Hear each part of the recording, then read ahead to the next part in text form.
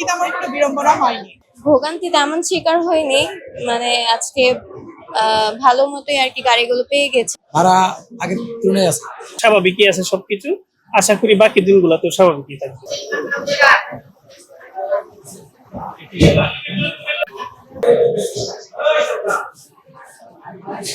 বর্তমানে অবস্থায় এখন কোনো হয়রানির শিকার হয় নাই, ভাড়া যা আগের মতোই আছে, এবং কোনো ঝামেলাও দেখি না, গ্যাদারিং কোনো সমস্যা নেই।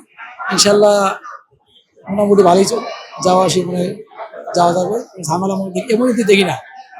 রাস্তাঘাটে কি হয় জানি না, কিন্তু জাম তো আছে কিনা এটাও শিওর না, কিন্তু ভাড়া আগের তুলনায় আছে। এখন এখন তো কোনো হয়রানির শিকার হয় নাই, কিন্তু এর আগে অনেকবার হয়রানির শিকার হয়েছে, ভাড়া বেশি নিয়েছে, যাতায়াতের সমস্যা হয়েছে, জাম জট গেছে, অটগনপাটি মনোপাটি থেকে অনেক হেনস্থ হয়েছি। কিন্তু বর্তমানে এখন ভালো আছে মোটামুটি, মানে ওগুলো থেকে সতর্কতা চলতেছে, কোনো কোনো সমস্যা হয়নি ইনশাল্লাহ। ভোগান্তি তেমন শিকার হয়নি, মানে আজকে ভালো মতোই আর কি গাড়িগুলো পেয়ে গেছে। অনেক সময় আরো বেশি ভোগান্তি শিকার হয়, বাট আজকে তাড়াতাড়ি পেয়ে গেছে। ভাড়া যেগুলো একটু ভালো কোয়ালিটি যেগুলো গাড়ি, ওগুলা এরকমই ভাড়া নেয় সবসময়। সবসময় এরকম ভাড়া দিয়ে যাওয়া হয় আমাদের, তো ভাড়া নিয়ে কোনো অভিযোগ নেই।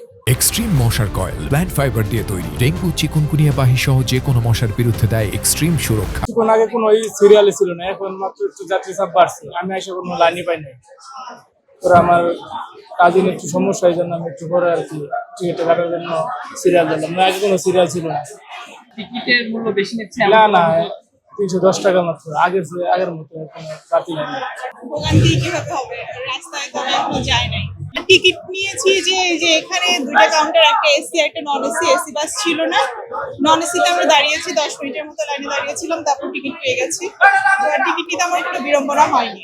না, যেটা আশা করছিলাম যে যেটা হবে সেটা আসলে মানে এই সংকটটা আসলে দেখা যাচ্ছে না, যে যাতায়াত এবং চলাচল সবকিছু ঠিকই আছে, ভাড়ার পরিমাণটাও ঠিকই আছে। যেমন আজকে আমি পুরান ঢাকা থেকে আসার পথে সিএনজিতে আমি 300 টাকা দিয়ে আসি, আজকে আসছি 250 টাকা দিয়ে। তো সেই তুলনায় স্বাভাবিকই আছে সবকিছু। আশা করি বাকি দিনগুলো তো স্বাভাবিকই থাকবে। কোনো ভোগান্তি হয়নি, সুস্থভাবেই আসছি মহাখালীতে এবং সুস্থভাবেই বাড়িতে যাচ্ছি।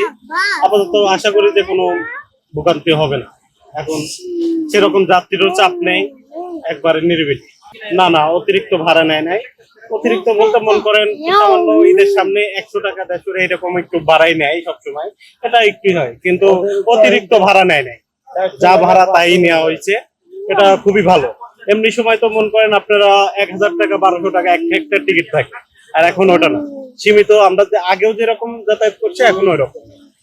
এবার পরিবার নিয়ে বাড়িতে যাচ্ছি ইনশাল্লাহ। রাস্তা অনেকটাই ভালো, ঠিক আছে, ভালোভাবে বাড়িতে পৌঁছাবো, ফ্যামিলি নিয়ে ভালোভাবেই করবো ইনশাল্লাহ।